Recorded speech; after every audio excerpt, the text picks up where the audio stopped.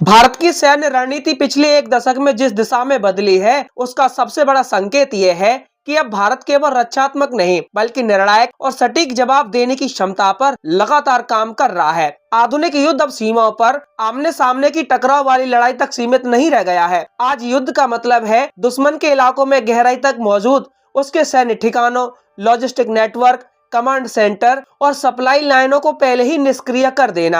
इसी सोच के साथ भारत ने अपने आर्टिलरी और रॉकेट फोर्स को एक नई दिशा दी है और इसी कड़ी में सामने आया है भारत का स्वदेशी long range rocket launcher system Suryastra. Suryastra केवल एक नया हथियार नहीं है बल्कि यह भारत की बदलती युद्ध सोच का प्रतीक है। यह भारत का पहला made in India universal multi calibre rocket launcher system है, जिसे इस तरह डिजाइन किया गया है कि एक ही लॉन्च प्लेटफॉर्म से कई तरह के रॉकेट, मिसाइलें और यहाँ तक कि लाइटनिंग म्यूनिशन भी दागे जा सके।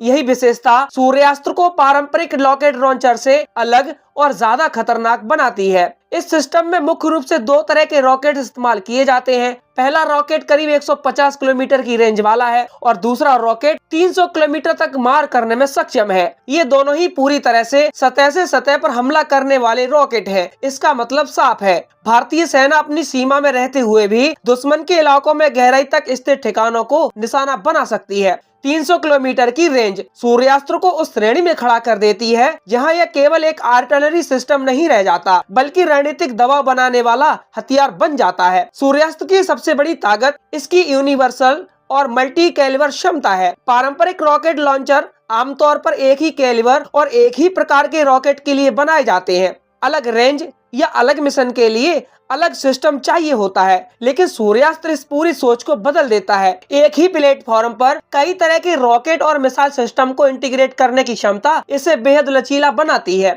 युद्ध के दौरान सेना हालात के हिसाब से हथियार बदल सकती है बिना पूरा सिस्टम बदले। सूर्यास्त्र को खास बनाता है इसकी लाइटनिंग म्यूनिशन फायर करने की क्षमता। यह भारत का पहला ऐसा यूनिवर्सल रॉकेट लॉन्चर है जो 100 किलोमीटर तक की रेंज में लाइटनिंग म्यूनिशन दाग सकता है। लाइटनिंग म्यूनिशन आधुनिक युद्ध में गेम चेंजर माने जाते हैं। ये हथियार लक्ष्य के ऊपर काफी समय तक मंडरा सकते हैं, दुश्मन की गतिविधियों पर नजर रख सकते हैं और सही मौके पर सटीक हमला कर सकते हैं। इसका मतलब यह है कि सूर्यास्त्र केवल पहले से तय टारगेट पर हमला नहीं करता बल्कि रियल टाइम में उभरते लक्ष्यों को भी खत्म कर सकता है। ऑपरेशनल फ्लेक्सिबिलिटी को कई गुना बढ़ा देती है। एक ही सिस्टम से भारतीय सेना बड़े इलाके में भारी रॉकेट बमबारी यानी एरिया सैचुरेशन भी कर सकती है और जरूरत पड़ने पर सटीक, सीमित और हाई प्रिसिशन स्ट्राइक भी। आधुनिक युद्ध में यही संतुलन सबसे अहम है, जहां सटीकता भी हो और दबाव बनाने की क्षमता भी। तकनीक रूप से सूर्यास्त्र को मोबाइल प्लेटफॉर्म पर तैनात किया गया है। इसे हाई मोबिलिटी व्हीकल पर लगाया जाता है जिससे यह तेजी से एक जगह से दूसरी जगह मूव कर सकता है। शूट एंड स्कूट क्षमता